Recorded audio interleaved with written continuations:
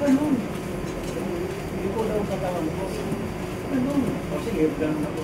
Uy, Tikyo. Tingnan mo. Tabod ko. Eh ano lang, kasi narinig kita doon kanina sa kabila eh. May kakantaan eh. Oh. Kasi birthday mo ngayon eh, di ba? Bukas pa. So yung birthday ko. In-advance pa lang.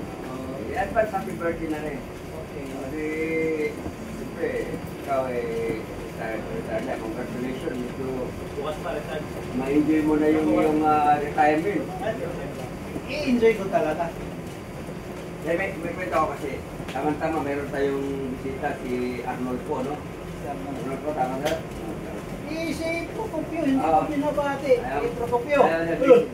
Procopio, ayaw tumina. Yung tatlong magkakaibigan. Ulit. Tatlo. Yung tatlo magkakaibigan na yun. Ano yung na lang, ipangalan na lang natin sa atin na lang para ano, si Hornet, si Tikyo at si Tabundo. Ito sila, mayroon silang nagugustuhang anak ng kapitan. Pero sa bukid, nagkasundo sila, punta sila doon. Punta tayo sa bukid.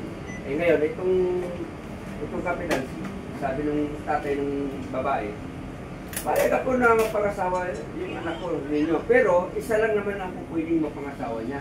Sabi ni Kapitan. Oo. Kaya meron akong gagawin sa inyong pagsubok. Tatlo kayo ha.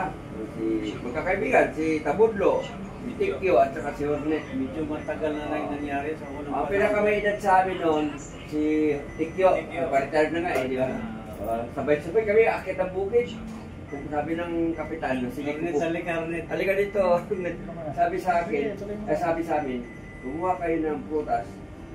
Ng mga prutas, tig-isa lang. Ang ano yung...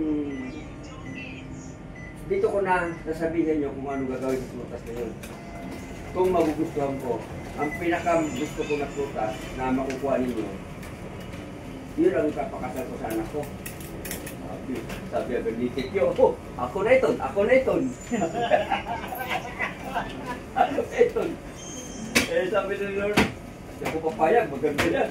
Ako papayag. Sabi naman ni Tabuna, sige daw, kita undaw natin. Pas-pas sila, takpo sila sabay, akit sa bundok. Ito si... Si Orichan una nakakita. Ang kanta ng pagkahilog ng bayabas. Kakalaman sila, pero hilog na yung native eh. Binuha niya, isa lang daw eh. Ito napili ko, native na bayabas. Takbo siya na una. Ako naman nakakita ko, santol. Malaki-laki. Binuha ko santol. Ngayon, pagdating yung naiwan ko, naiwan si Tikyo. Kasi talagang gusto niya eh. Anak talaga ng maganda. Siyempre, magulang yan eh. Edad na eh. Edad na. Gusto niya makasiguro, di ba? Dumating si Hornet sa Hornet sa at magkasunod kami dumating. Ito wala pa. Sabi ng tatay, ikaw, anong nakuha mo? Sabi nung ito po. Sabi niya, bayabas. Ganda yan ah.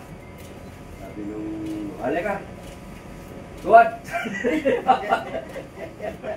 Pasok pala sa... Pasok mas po. Okay.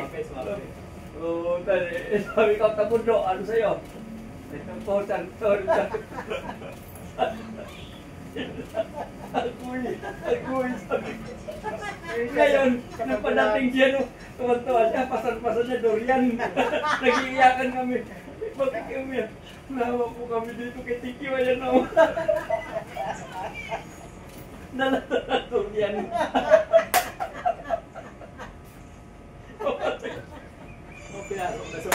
Pagpasok na pet. Kumalik pa na tayo.